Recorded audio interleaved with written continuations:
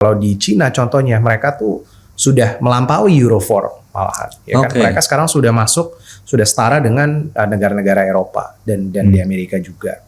Bahkan di Thailand dan di Vietnam juga mereka sudah mengalami peningkatan yang sangat drastis di dalam 10 tahun terakhir, ya kan? Jadi peningkatan BBM ini tuh mungkin salah satu low hanging fruit yang bisa dilakukan.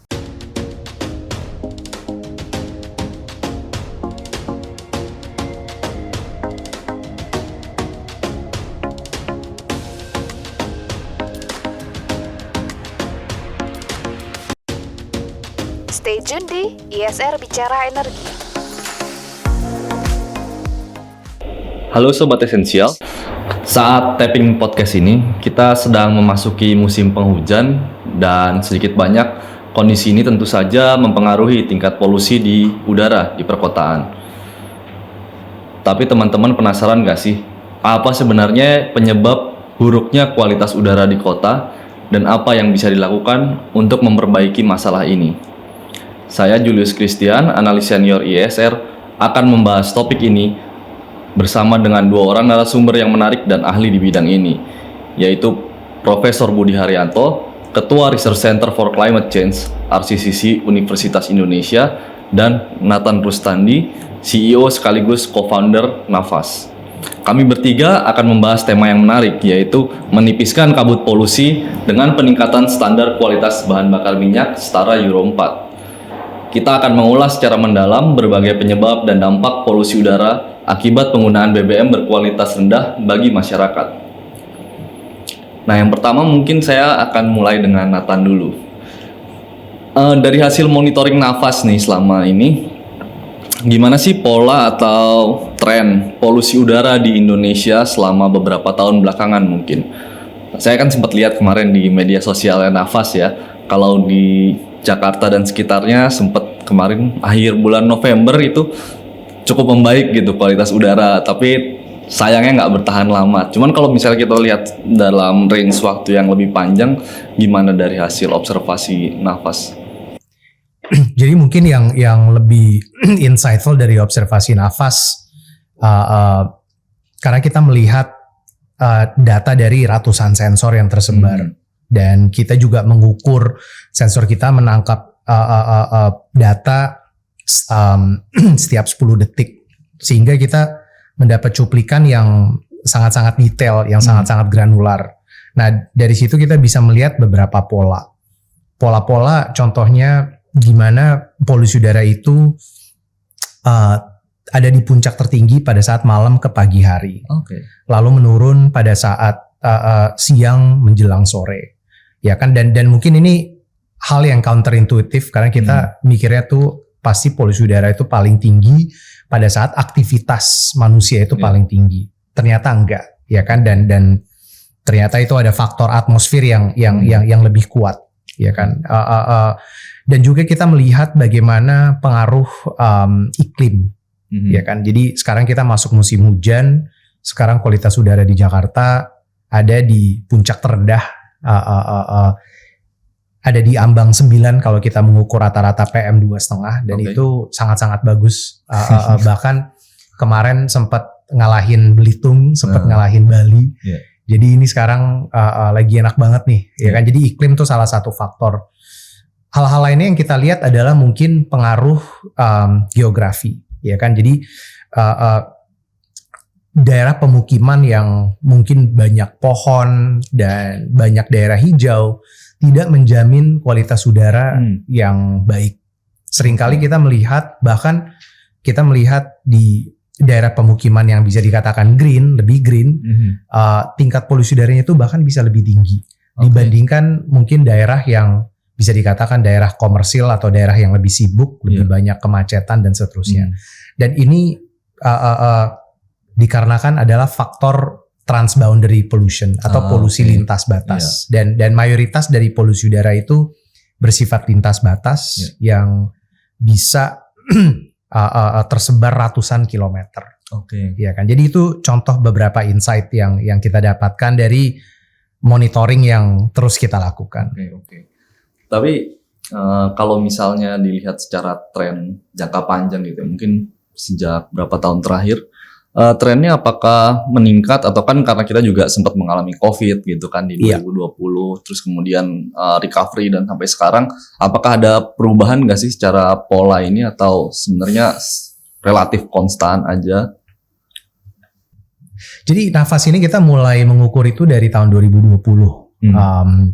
Dan jadi kita ada data selama beberapa tahun terakhir. Dan memang kalau dilihat itu terjadi sedikit improvement. Tapi improvement ini tidak bisa kita katakan karena sumber polusi yang berkurang. I see.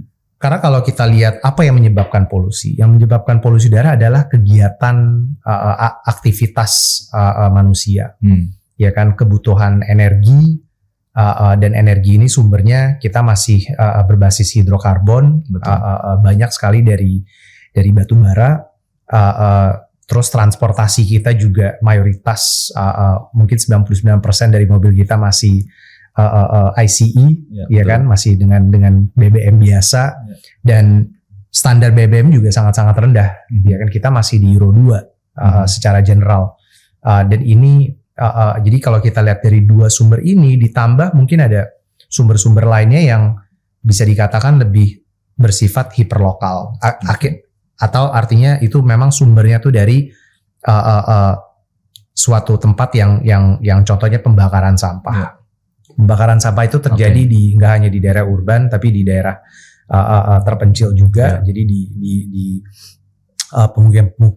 pemukiman yang mungkin di luar daerah-daerah urban yang lebih padat. Jadi kalau kita lihat dari faktor-faktor ini dan Indonesia sebagai negara yang berkembang, pasti kebutuhan kita tuh akan terus naik, ya kan. Jadi setiap negara yang mengalami masa pertumbuhan yang pesat ini pasti akan mengalami isu polusi udara, ya kan. Dan tapi perbedaannya adalah kita sekarang ada di hidup di era yang secara teknologi itu banyak sekali inovasi, sehingga untuk mencari jalan keluar atau untuk kita supaya bisa transisi kepada sumber energi yang tidak berbasis hidrokarbon atau sumber energi renewable itu bisa kita lakukan dengan lebih cepat karena memang teknologinya sudah ada. Opsinya lebih ada lah sekarang ya. Dibandingin kalau contohnya Eropa pas mereka mengalami Industrial Revolution, ya itu ya harus mereka lalui saja, dan itu periodenya sangat-sangat lama. Kalau kita lihat Amerika dan paling terakhir ini di Cina. Jadi di Cina itu bagaimana mereka dalam 15 tahun bisa menurunkan polusi udara sekitar 40-50% di kota-kota seperti Beijing. Oke, berarti kalau dari pengamatan nafas tadi mungkin yang menarik nih, polusi ini sifatnya transboundary juga ya, dia bisa kemana-mana. Jadi polusi yang dihasilkan di Jakarta juga pindah ke daerah-daerah sebelah gitu. Dan trennya pun biarpun ada improvement sedikit, tapi masih karena emang kita berkembang dan banyak aktivitas yang menggunakan bahan bakar fosil gitu, masih terus tinggi. Nah, kemudian saya ingin beralih ke Prof. Budi nih. Kaitannya antara polusi udara ini ke kesehatan masyarakat, dan komponen-komponen apa sih yang ada dalam polusi udara ini dan mana yang paling berbahaya? Mungkin bisa dijelaskan, Prof. Oke, pertanyaannya langsung berondong ya. Nah, saya coba mulai dari tadi udah disebut ya, tren polusi udara beberapa tahun terakhir, dan itu berlaku global, memang naik terus ya. Dan kita juga pernah melakukan studi 4 tahun yang juga kerjasama dengan internasional, dengan modeling dari IASA ya, dari Austria ya. Dia memang terkenal punya modeling yang dipakai oleh negara-negara maju ya, Amerika, Eropa, England ya. Nah itu kita studi 4 tahun untuk Indonesia ya, dengan sumber data dari berbagai macam jenis kendaraan, terus perhitungan emisi yang dikeluarkan oleh masing-masing kendaraan dengan berbagai jenis bahan bakarnya, itu menunjukkan berbagai parameter polusi udara itu meningkat terus ya sampai 2030 kita membuat prediksinya.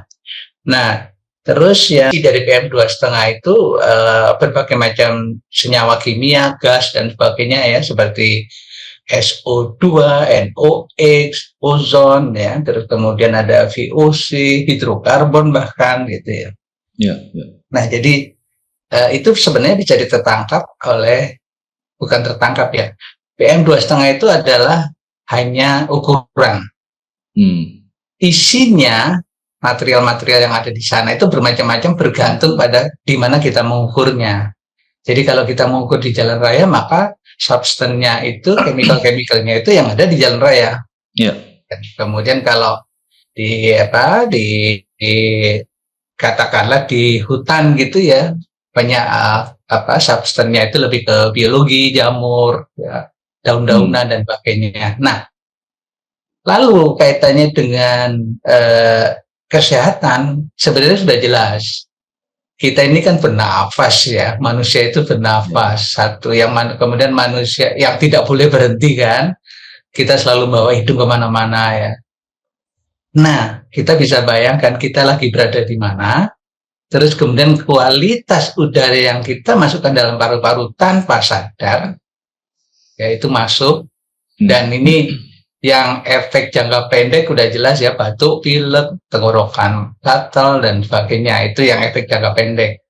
Tapi untuk yang bahan-bahan kimia yang terus akumulasi berhari-hari, berminggu-minggu, berbulan, bertahun ya, nah ini yang berbahaya karena itu bahan kimia dan itu sulit sekali untuk dihilangkan di dalam tubuh. Nah ini yang kemudian menjadi efek berbagai macam penyakit. Katakanlah kita yang terbiasa menyebutnya sebagai penyakit yang tidak menular. Oke. Kalau misalnya, kalau dulu kan seingat saya waktu kita masih pakai bensin yang ada timbalnya gitu kan, dibilang ya asapnya bikin kecerdasan turun gitu. Nah kalau yang hal-hal lain seperti itu misalnya atau untuk anak-anak stunting kayak gitu, berpengaruh juga nggak sih Prof? Kualitas atau polusi udara yang sekarang kita hidup ini? Iya, justru sebenarnya sangat berbahaya ya yang saat ini ya. Kalau dulu kita konsentrasinya hanya timbal yang jadi aditif ya di dalam bensin. Nah sekarang ini kan penggantinya itu kan sebenarnya chemical ya. Ada 4 jenis tuh. Ada isomerat, ada beberapa yang lain juga ya. Kita pakai yang aromatik ya, atau aromatik hidrokarbon dan sebagainya. Nah itu kan sebenarnya chemical ya, penggantinya timbal tadi. Nah sudah barang itu kalau bahan-bahan kimia ini ya sangat berbahaya ya. Bahan kimia itu adalah racun ya. Nah namun kan teknologi yang digunakan oleh kendaraan yang harus dipasang di kendaraan bermotor di seluruh dunia kan sudah untuk menganulir senyawa kimia yang sebagai aditif di bahan bakar tadi ya, itu kan teknologinya adalah pakai yang kita sebut dipasang di catalytic converter. Nah jadi semua kendaraan bermotor yang menggunakan bensin baru, bahan bakar baru, itu wajib hukumnya untuk menggunakan catalytic converter. Ya, karena bahan bakarnya sudah campur bahan kimia, ya harusnya diredam emisinya itu sampai 90% loh kalau memang menggunakan catalytic converter. Tapi pada kenyataannya di Indonesia ya kita tahu sendiri ya. Tidak semua kendaraan bermotor itu menggunakan catalytic converter gitu. Kendaraan-kendaraan yang harganya relatif murah itu juga tidak menggunakan catalytic converter. Nah, konsekuensinya ya udah jelas, yang ada di jalanan, yang ada di sekitar kita itu semuanya adalah bahan kimia yang teremisikan dari bahan bakar kendaraan bermotor. Dan itu yang kita hirup kan. Mungkin sedikit lagi saya mau tanya Prof. Waktu itu saya pernah dengar di salah satu presentasi Prof Budi bahwa orang yang lama beraktivitas di jalan raya nih lebih rentan paparannya terhadap polusi, terutama misalnya supir-supir kendaraan umum atau orang yang harus commute, bahkan orang yang commute menggunakan kendaraan pribadi pun juga sebenarnya exposure terhadap polusi udaranya tuh sangat tinggi ya. Menarik banget, mungkin kita selama ini nggak sadar bahwa yang naik mobil gitu merasa bahwa oh kita aman di dalam mobil gitu, tapi ternyata cukup tinggi juga. Mungkin boleh di-share sedikit Prof tentang hasil studi itu. Iya, kita sudah melakukan studi ini ya dengan kita di UI dengan teman-teman ya, termasuk mahasiswa-mahasiswa yang bikin skripsi, bikin tesis, bikin disertasi gitu ya.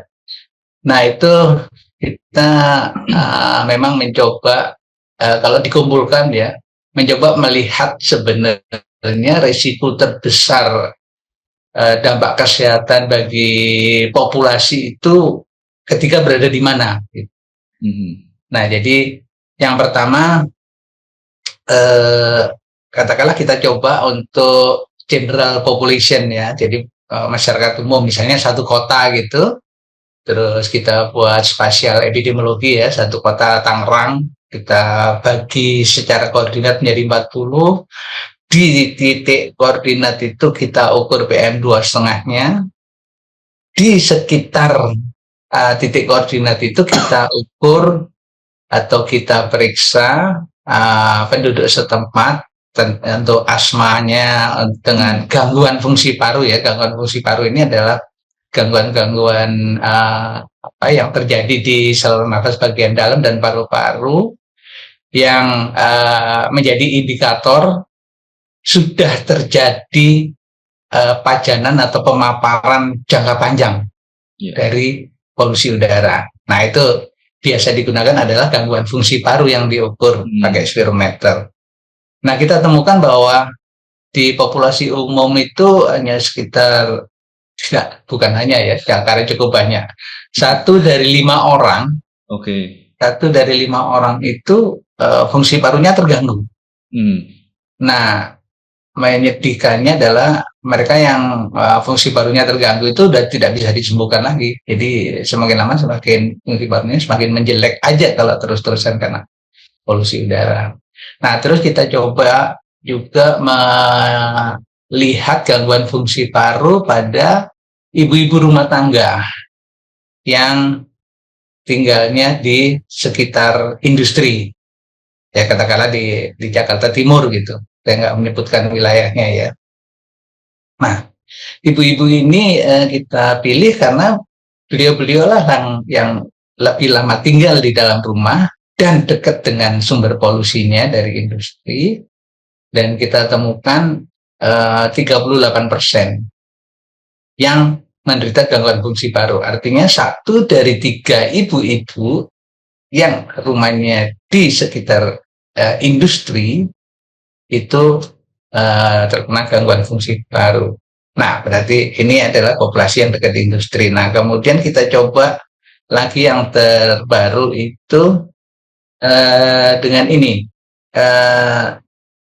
sopir mikrolet ya, sopir mikrolet di Kampung Melayu. Nah, sopir mikrolet ini kan 8 jam lebih sehari ya, mereka berada di jalan raya. Nah, kita ukur itu PM2,5-nya real time gitu ya selama dia nyetir, dan kemudian kita juga ukur gangguan fungsi parunya. Ternyata lebih dari separuh ya, 56% mereka ini fungsi parunya sudah terganggu. Nah, kalau kita lihat tadi ya trennya, ternyata di populasi umum itu relatif rendah dibandingkan dengan yang berada di jalan raya. Ya, dengan supir taksi tadi, supir mikrolet tadi adalah 56% ya, lebih dari separuh. 1 dari 2 supir taksi mikrolet itu menderita gangguan fungsi paru. Artinya di sini bahwa yang dekat dengan jalan raya atau mereka yang berada di jalan raya itu terekspos tinggi dan kemudian menderita gangguan fungsi paru. Nah itu baru fungsi paru ya.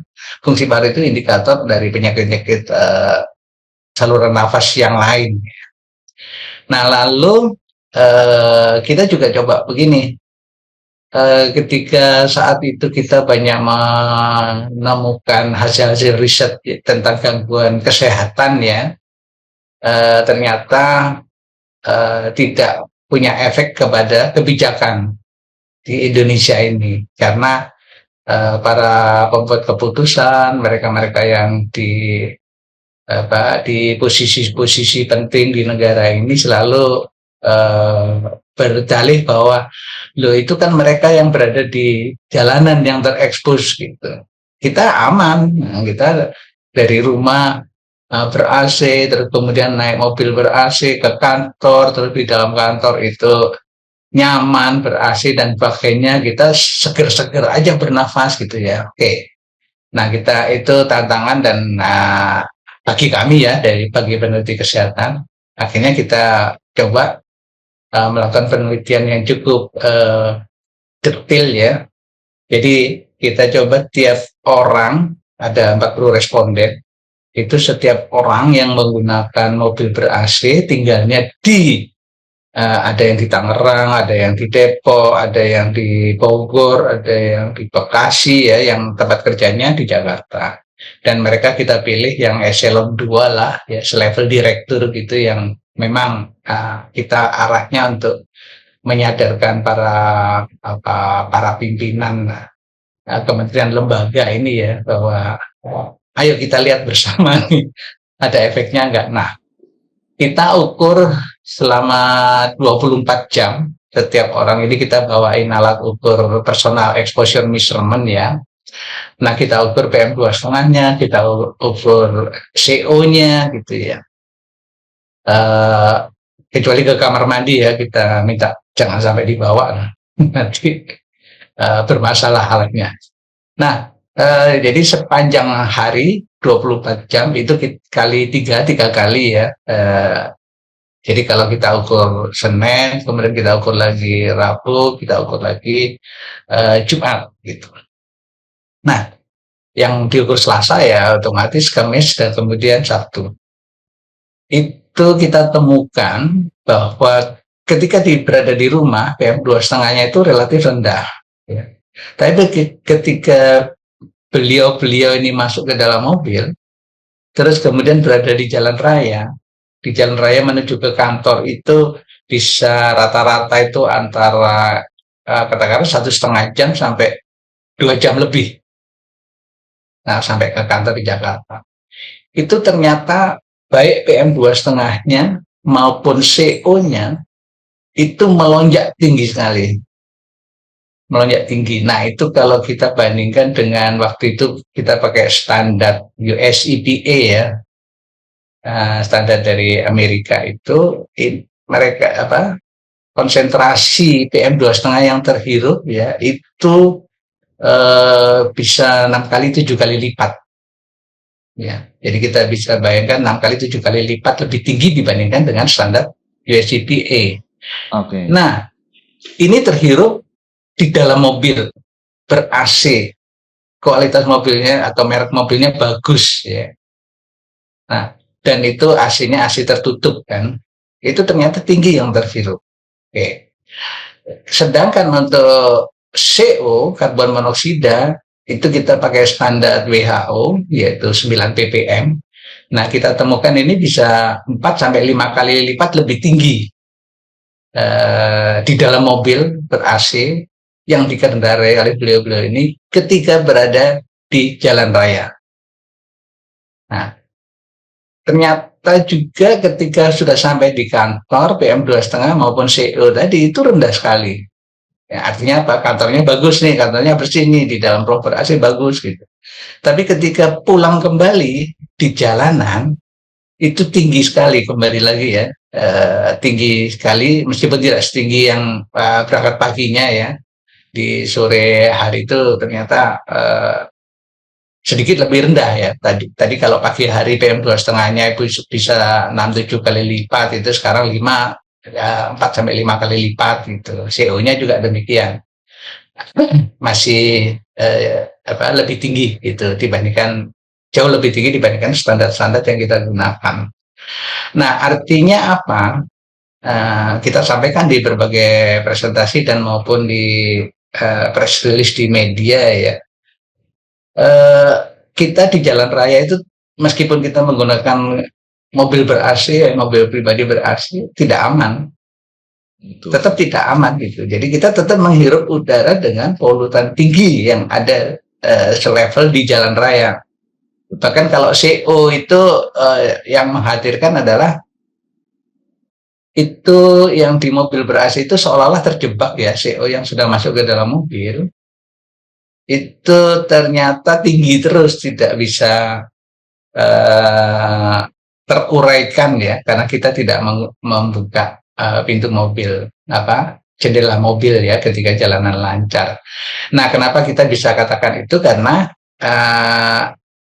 kita melakukan penelitian ini beberapa kelompok pengguna mobil ber-AC, kelompok pengguna mobil tidak ber-AC, kelompok pengguna kendaraan umum ber-AC, kelompok pengguna kendaraan umum tidak ber-AC, dan kemudian polisi yang bekerja di perempatan-perempatan jalan ya di Sisingamangaraja, Semanggi, Pancoran, Kuningan, dan Harmoni.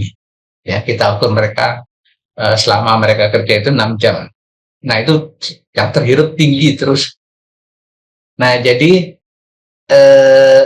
sebenarnya dari berbagai hasil riset yang kami lakukan itu memang mengarah kepada bahwa polutan dari transportasi, polutan di jalan raya itu memang menjadi penyebab utama dari polutan-polutan udara yang terhirup oleh manusia. Dan itu yang menyebabkan gangguan kesehatan, berbagai macam gangguan kesehatan ya. Mulai dari jantung, otak, gangguan reproduksi, ginjal, apalagi paru-paru ya.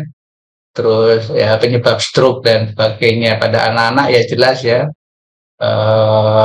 gangguan karena di gangguan sistem saraf pusat ya, otomatis gangguan kecerdasan bisa terganggu, IQ turun, terus kemudian gangguan pertumbuhan fisik ya. Nah, ini yang sebenarnya kita kaitkan beberapa riset yang sudah kita lakukan itu dengan stunting ya. Jadi memang polusi udara juga berkontribusi terhadap terjadinya stunting. Nah, pas sekali tadi Prof. Budi sudah sempat menyebutkan bahwa transportasi berkontribusi besar pada polusi udara di perkotaan.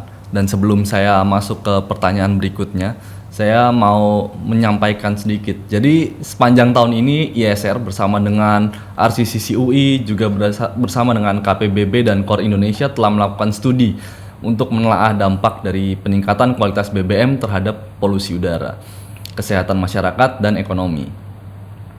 Studi ini sebenarnya dilatar belakangi oleh, tadi sempat disebutkan juga oleh Nathan, kualitas BBM di Indonesia yang sangat buruk dan sebenarnya tidak kompatibel dengan teknologi kendaraan bermotor yang sebenarnya sejak tahun 2017 itu sudah wajib menerapkan standar Euro 4. Nah, saya mau beralih ke Nathan, boleh diceritakan nggak bagaimana sih sebenarnya kualitas BBM di Indonesia ini, seburuk apa dia, dan gimana sebenarnya kalau dibandingkan misalnya sama negara-negara lain tuh gapnya sejauh apa sih?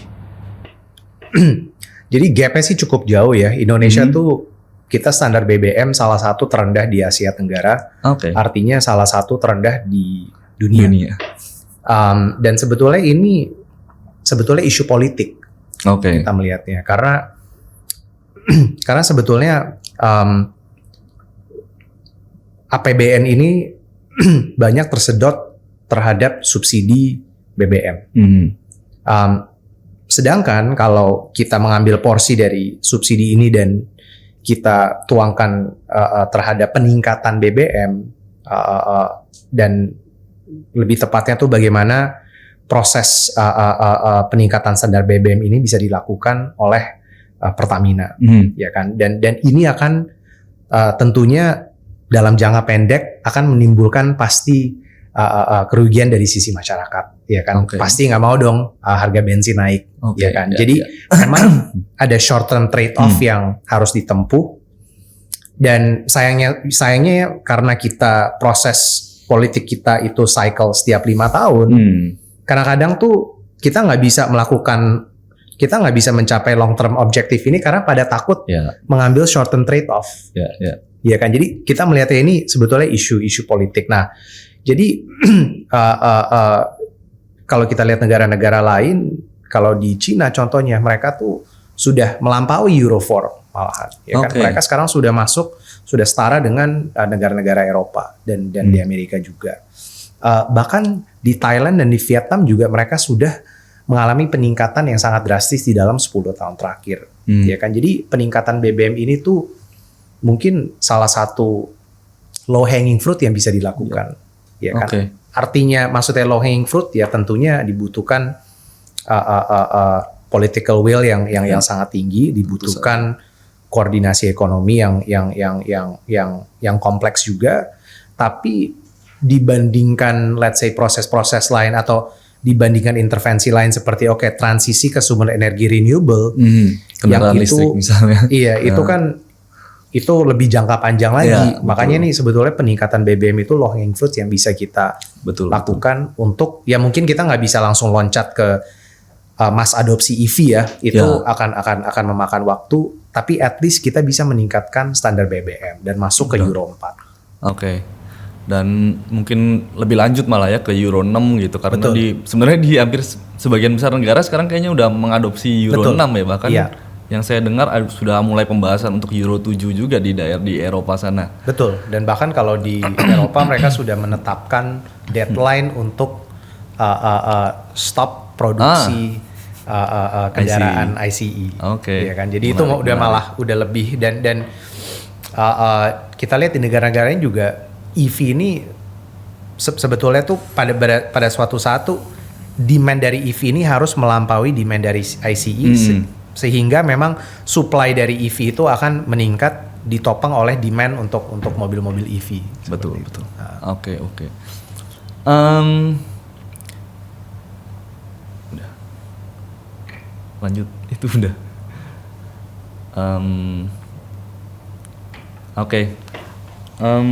Sorry, lupa. Jadi menarik sekali dan cukup selaras sebenarnya sama hasil temuan studi kami ya, bahwa memang perubahan terhadap kualitas BBM nih, peningkatan kualitas BBM nih akan berpengaruh cukup besar terhadap polusi udara. Misalnya kalau dalam studi kami itu yang mengambil case di Jakarta ya, peningkatan BBM ke Euro 4 nih bisa mengurangi beban polusi udara di Jakarta tuh hingga 80-90% kalau kita beralih misalnya semua BBM kita pakai Euro 4. Padahal kalau kita bandingkan dengan yang BAU nih, kalau kita nggak ngapa-ngapain tetap pakai BBM yang sekarang bisa meningkat sekitar 30-40% di tahun 2030 nanti. Cuman sayangnya memang ya tadi sudah disebutkan juga ya bahwa di Indonesia nih 90% lebih BBM yang dijual di pom bensin untuk masyarakat nih masih merupakan BBM yang mungkin bahkan kualitasnya belum setara dengan Euro 2 ya. Betul, apalagi roda 2 ya. Betul, kayak Pertalite itu masih biosolar apalagi ya. Biosolar parah banget. Nah yang menariknya ternyata dari studi kami juga kami menemukan bahwa sebenarnya biaya untuk tadi kan sempat disebut ya bahwa ini mungkin akan menimbulkan dampak ke masyarakat ya karena akan kenaikan harga dan segala macam. Tapi ternyata pengeluaran biaya yang dibutuhkan untuk peningkatan kualitas ini ternyata hanya sekitar Rp200 per liter BBM. Baik solar maupun diesel, agak beda-beda sedikit tapi sekitar Rp200 per liter atau sekitar 15 triliun per tahun berarti kalau kita 100% kita ganti gitu ya. Iya. Yang sebenarnya kalau tadi dibandingkan dengan subsidi yang sempat disebutkan juga jauh banget bedanya. Betul. Nggak sebanding lah. Iya.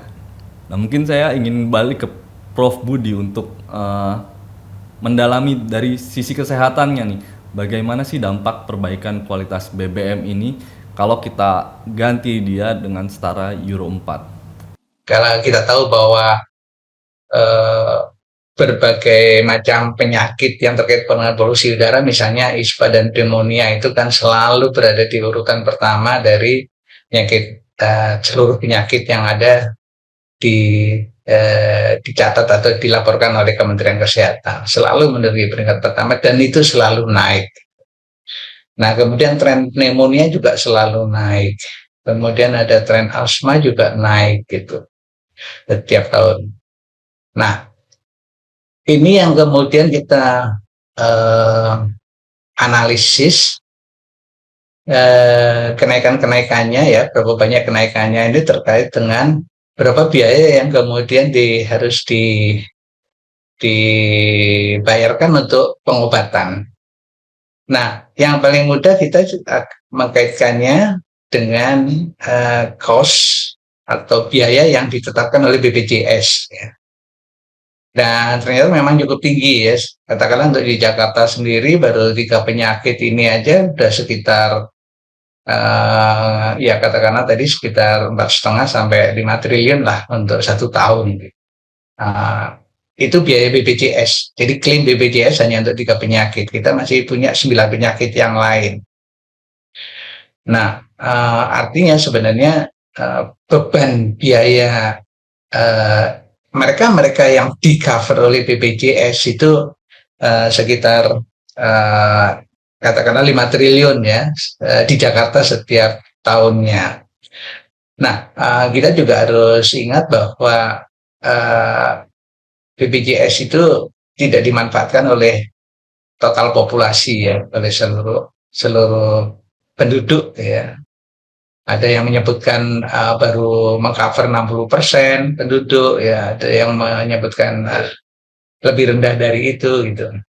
Jadi yang sisanya adalah melakukan pengobatan sendiri, mencari pengobatan sendiri, diobati atau dibiayai oleh asuransi lain dan sebagainya. Nah, artinya gambaran bahwa sekitar 5 triliun kerugian ekonomi untuk tangible cost ya, artinya untuk orang-orang yang sakit terkait dengan polusi udara itu sekitar 5 triliun untuk Jakarta setiap tahun. Hanya untuk 3 penyakit. Hanya untuk 3 penyakit. Ini yang perlu saya tegaskan karena kita sedang menganalisis 9 penyakit yang lain. Oke, menarik sekali bahwa ternyata selain menurunkan jumlah kasus penyakit terkait pernapasan dan jantung, ternyata perbaikan kualitas BBM ini juga akan menghemat anggaran kesehatan yang cukup besar. Bahkan belum kita perhitungkan juga manfaat ekonomi dari peningkatan produktivitas masyarakat yang tentu saja akan membaik seiring dengan perbaikan kualitas hidup atau kualitas kesehatan. Nah, pertanyaan berikutnya mungkin yang terakhir sebelum kita mengakhiri diskusi kita hari ini, dan mungkin yang paling penting juga sih ini, menurut Prof. Budi dan Nathan, apa yang perlu dilakukan nih oleh pemerintah dan masyarakat, apa yang bisa dilakukan oleh pemerintah dan masyarakat untuk mengatasi, mungkin kalau dari Nathan, mengatasi masalah polusi udara, terutama mungkin dari transportasi, tapi juga secara umum gimana kita pemerintah bisa dan masyarakat bisa beraksi untuk mengurangi polusi udara. Dan dari Prof. Budi mungkin bisa yang dari sisi kesehatan masyarakatnya bagaimana untuk aspek perlindungan kesehatan ini dapat ditingkatkan di tengah polusi udara yang terus-menerus semakin mencekik ini. Mungkin boleh dari Nathan. Mungkin konteksnya adalah kita harus mengerti dulu dampak kesehatannya itu sebesar apa, ya kan? Jadi ada satu studi yang keluar di tahun ini, di awal tahun, yang melihat kontribusi PM2,5 terhadap beban kesehatan global, ya kan? Jadi kita melihat nih PM2,5 ini sebagai salah satu sumber atau faktor terhadap beban kesehatan, ya kan? Akhirnya apapun yang menyebabkan kesakitan, ya kan? Dan ini kita melihat bukan hanya respirasi, bukan hanya kardiovaskular, tapi kita melihat secara keseluruhan. Dan sekarang PM2,5 ini sekarang sudah menjadi kontribusi nomor 1 terhadap beban kesehatan global. Jadi kalau kita lihat statistik tersebut dan kita lihat pasti proporsinya akan lebih besar di negara-negara yang pertama polusi udaranya lebih tinggi dan kedua populasinya juga lebih besar. Ya kan, jadi di Indonesia ini kita melihat pasti efek dari kontribusi PM2,5 terhadap beban kesehatan masyarakat itu besar sekali, ya kan. Dan dari sisi pemerintah mungkin yang dibutuhkan adalah pengertian yang lebih mendalam mengenai sebetulnya kontribusinya itu berapa, ya kan? Apa dampak terhadap program pemerintah seperti BPJS, ya kan? Dan dari situ kita juga bisa melihat efek sekunder yaitu ke produktivitas, ya kan. Jadi mungkin konteksnya itu harus dimengerti itu seberapa besar kontribusi polusi udara terhadap beban kesehatan, ya kan. Dan kalau kita sudah dari konteks itu, kita bisa melihat, pemerintah bisa melihat isu ini sebagai isu kesehatan sebetulnya. Yang nomor satu adalah isu kesehatan, ya kan. Dan karena kalau kita masukkan ke dalam isu lingkungan, ini akan kebawa gerakan net zero dan itu seakan-akan akan kita dorong jangka panjang. Sedangkan ini adalah sesuatu yang harus kita address di jangka pendek, ya kan. Nah, jadi langkah-langkah yang bisa diambil pemerintah adalah dari sisi regulasi, ya kan, melihat regulasi apa yang secara biaya lebih rendah tapi dampaknya lebih tinggi atau low hanging fruits yang bisa dilakukan, ya kan. Contohnya tuh penaikan kualitas BBM itu salah satunya, ya kan. Kita bisa lihat dan ini bukan sesuatu yang baru. Kita bisa melihat pengalaman negara-negara lain, langkah-langkah apa yang mereka tempuh, ya kan. Contohnya di Amerika dan di negara-negara lain seperti Singapura ada standar untuk indoor air quality, di mana kualitas udara di dalam ruangan itu harus ada standarnya. Sama seperti kita ada standar untuk air yang kita minum, makanan yang kita makan, semua itu ada standar gizi, standar kesehatan, ya kan. Nah, udara ini sebagai sesuatu yang kita konsumsi, konsumsi kita untuk menghirup udara tuh jauh lebih besar daripada konsumsi lainnya, ya kan. Betul. Itu menjadi benar-benar tuh resource terbesar yang kita consume setiap hari. Sehingga karena manusia ini menghabiskan banyak sekali waktu di dalam ruangan, indoor air quality ini menjadi salah satu faktor yang sangat-sangat penting di dalam kehidupan kita sehari-hari, supaya bisa kita menghirup udara yang sehat, udara yang bersih pada saat di dalam ruangan. Dan banyak langkah-langkah lain yang bisa kita ambil.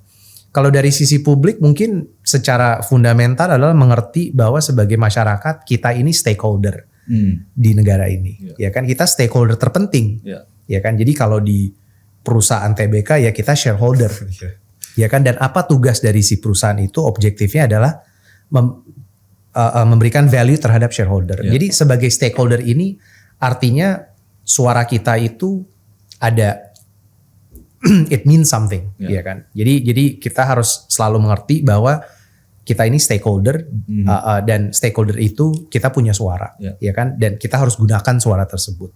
Jadi peningkatan environmental awareness itu mungkin salah satu general topic yang harus kita angkat. Karena Indonesia ini mau nggak mau kita ada peran yang sangat penting di perkembangan dunia, karena negara kita yang sangat besar, ya kan. Jadi penting sekali nih sebagai masyarakat kita juga harus mengerti, khususnya mungkin kalangan masyarakat yang lebih fortunate ya, kita teredukasi, kita ada akses ke sosial media, kita bisa melakukan podcast, ya kan, dan seterusnya.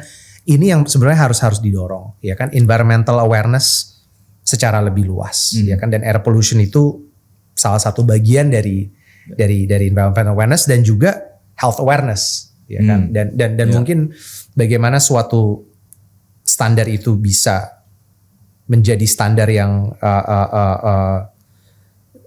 dijadikan standar yang lebih luas ya. Pertama tuh harus dipraktekkan oleh kita dulu nih, ya kan. Jadi dari sisi masyarakat meningkatkan environmental awareness, meningkatkan health awareness, ya kan. Dan bagaimana bisa mulai di komunitas kita sendiri, ya kan. Mungkin kalau anak kuliah di universitas, mungkin kalau kita punya anak kecil yang di sekolah, mungkin kita bisa push untuk komunitas di sekolah. Banyak sebetulnya yang bisa kita lakukan dari sisi community level, seperti itu. Oke, menarik banget. Awareness memang penting banget, karena juga kalau sebelum saya atau sering ngobrol sama teman-teman yang sebelum mereka membaca atau sebelum mereka terlibat dengan isu lingkungan dan energi gitu, mereka nggak aware bahwa oh ternyata BBM ini pengaruhnya segitu besar loh ke polusi udara gitu, atau bahwa BBM yang beda-beda tipe ini bukan masalah cuman jadi lebih performa mesinnya lebih bagus aja, bukan jadi lebih enak tarikannya aja, tapi ada ngaruhnya juga ke polusi udara. Mereka nggak aware. Iya. Jadi emang penting banget awareness. Iya. Dan mungkin berikutnya terakhir ke Prof Budi, bagaimana tentang tadi apa yang bisa dilakukan untuk dari aspek sisi kesehatan masyarakatnya, bagaimana meningkatkan perlindungan kesehatan masyarakat ini. Silakan Prof. Mungkin saya ingin menyampaikan satu hal dari hasil riset yang kita lakukan bersama ini ya, bahwa hasil riset ini membuktikan bahwa kalau kualitas bahan bakarnya itu diperbaiki, ternyata benefitnya terhadap kesehatan maupun biaya yang dikeluarkan untuk treatment itu memang signifikan ya turunnya untuk menerapkan BBM kualitas Euro 4 10% untuk tahun 2024, terus kemudian 34% untuk tahun 2025, terus sampai 66% di 2026, dan kemudian 100% di 2028 ya. Kita lihat efeknya tahun 2030 seperti apa. Nah, ternyata dari sisi pneumonia, dari penyakit pneumonia itu terjadi penurunan ketika kita melakukan proyeksinya di setiap tahapan penerapan bahan bakar minyak standar Euro 4 tersebut. Nah, ketika diterapkan hingga 100%, jadi penurunan itu terjadi terus, dan kemudian ketika penerapan hingga 100%, maka kita mendapatkan sekitar 86% penurunan dari kasus pneumonia. Dan ini ternyata juga setara dengan terjadi penurunan klaim BPJS itu sekitar billion itu miliar ya. Jadi sekitar 246 miliar. Sekitar 246 miliar akan berkurang klaim BPJS karena penurunan oleh pneumonia. Dan ini tren ini terjadi juga untuk kasus ini PPOK. PPOK itu penyakit baru obstruktif kronis ya, dia turun hingga 84% ya. Terus kemudian kalau penyakit jantung ischemik itu turun sekitar 70%. Nah ini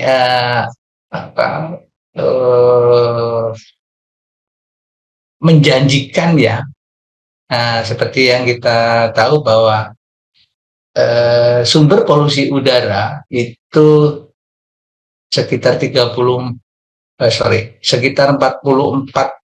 hingga 50% itu kan kontribusi dari transportasi ya, dalam hal ini terutama dari kualitas bahan bakar kalau di Indonesia ya.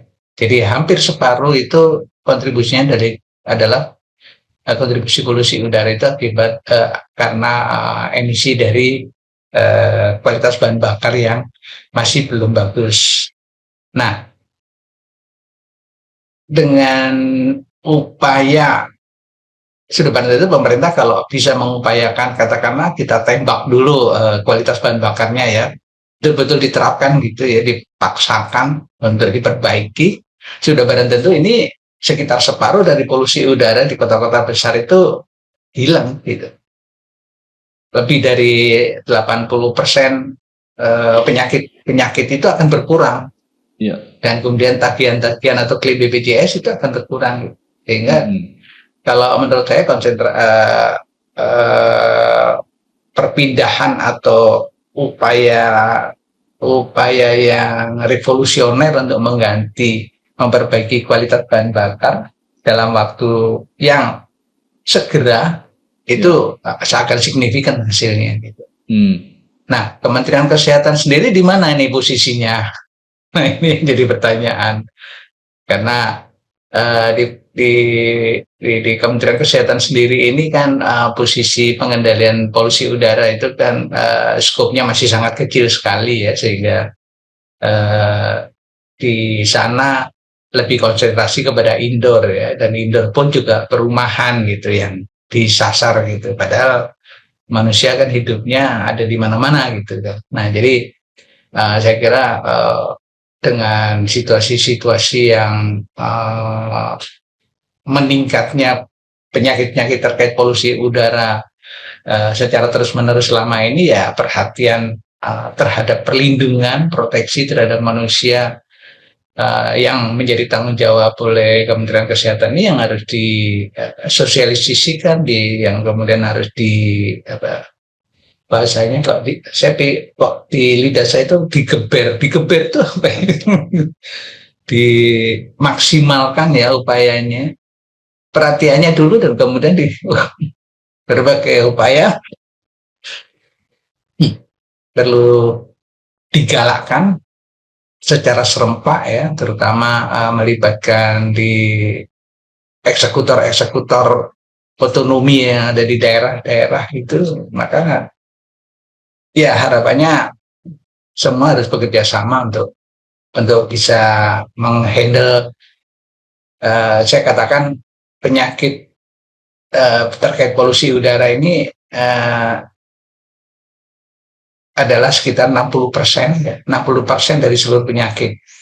Nah, itu terkait dengan polusi udara. Jadi kalau memang kita serius menangani kualitas udara, maka 60% penyakit itu akan bisa dikendalikan. Ya, demikian perbincangan kita kali ini, sangat padat dan informatif, dan mudah-mudahan juga bermanfaat untuk teman-teman semuanya. Terakhir, bila teman-teman ingin membaca lebih lanjut hasil studi ISR bersama dengan RCCC UI, KPPB, dan KOR tadi, kita bisa diunduh langsung di website ISR.